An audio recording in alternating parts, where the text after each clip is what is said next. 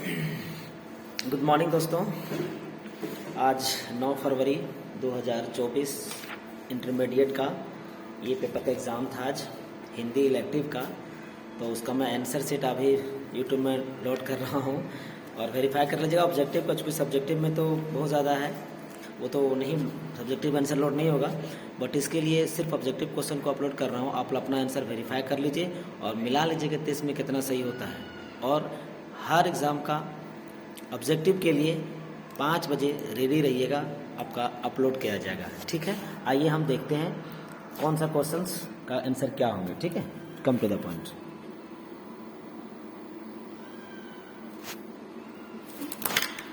देखिए दोस्तों, जो पहला था आपका ये क्वेश्चन, इसमें से पूरा ये लिखा हुआ है पैराग्राफ, इस पैसेज से पढ़ के आपको आंसर करना था। तो परिवार समाज की कौन सी इकाई है? तो परिवार समाज की पहली इकाई यहाँ पर खुद लिखा हुआ है ना, समाज की पहली इकाई, तो 1 का हो जाएगा आपका बी।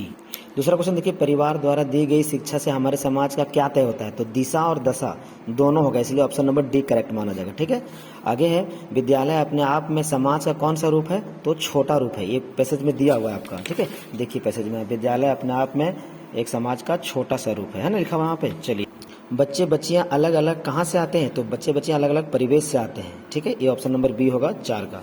इसके बाद यहाँ पे क्वेश्चन नंबर 5 से 8 तक के लिए क्या दिया गया? एक दिया हुआ यहाँ पर पोयम, इस पोयम के आधार पर आपको आंसर करना है। किस राह पर चलना कठिन है? तो साधना के राह पर। लाखों विघ्न किसे रोकेंगे? साधक को।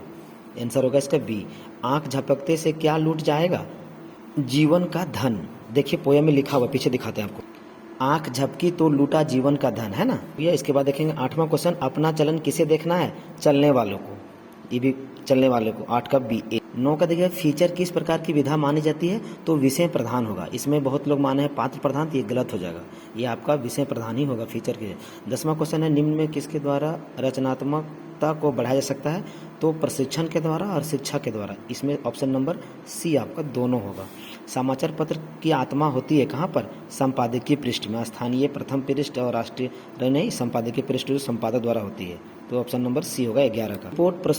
रिपोर्ट बनने की प्रक्रिया क्या कहलाती है? रिपोर्टिंग, ये होगा ऑप्शन ए। विज्ञापन में किस प्रकार की भाषा प्रयुक्त होती है? भैया देखिए, विज्ञापन लिखने समय आपको व्यवहारिक हिंदी का प्रयोग करना पड़ेगा, शब्दकोश वाला नहीं चलेगा, अंग्रेजी मिश्रित हिंदी नहीं चलेगा, तो ये ज़्यादा बेटर होगा, व्यवहारिक हिंदी। आइए, पत्रकारिता के विकास में कौन सा मूल भाव सक्रिय रहता है? तो जिज्ञासा, माने जानने की इच्छा होना, क्या है नहीं, खोज बहुत सारा का है, तो जिज्ञासा इसका ऑप्शन नंबर डी होगा 14 का। 15 में कंप्यूटर के लिए सबसे सुसंगत भाषा कौन सी है? तो आप कंप्यूटर खोलते हैं, दूसरा भाषा लैंग्वेज नहीं रिपीट करता है ये, तो सबसे जो बेटर लैंग्वेज होगा कंप्यूटर के लिए वो है इंग्लिश, आपका 15 का बी। आइए इधर 16 नंबर से आपका पैसेज देखिए, ये जो पैसेज है 16 से 19 तक में, देखा विवाह अमूल तुझ पर पड़ा शुभ कलश का जल, तो ये किस है? इतना ही में पकड़ लेना चाहिए बच्चों को कि ये सूर्यकांत त्रिपाठी निराला वाला जो सरोज स्मृति है उससे रिलेटेड है। ठीक है, तो आइए क्वेश्चन पे सीधे आते हैं हम लोग। उपयुक्त किसके रचनाकार हैं? तो सूर्यकांत त्रिपाठी निराला द्वारा रचना है, ये किताब उनसे लिखा गया है कविता। गीत गाने दो मुझे, और सरोज स्मृति उससे संबंधित था। प्रस्तुत पंक्ति गीत की किस बाधा में है? शोक गीत है। जो सरोज उनकी बेटी मर जाती है तो उनकी याद में गीत गाते हैं, वो शोक गीत होगा, 17 का ये।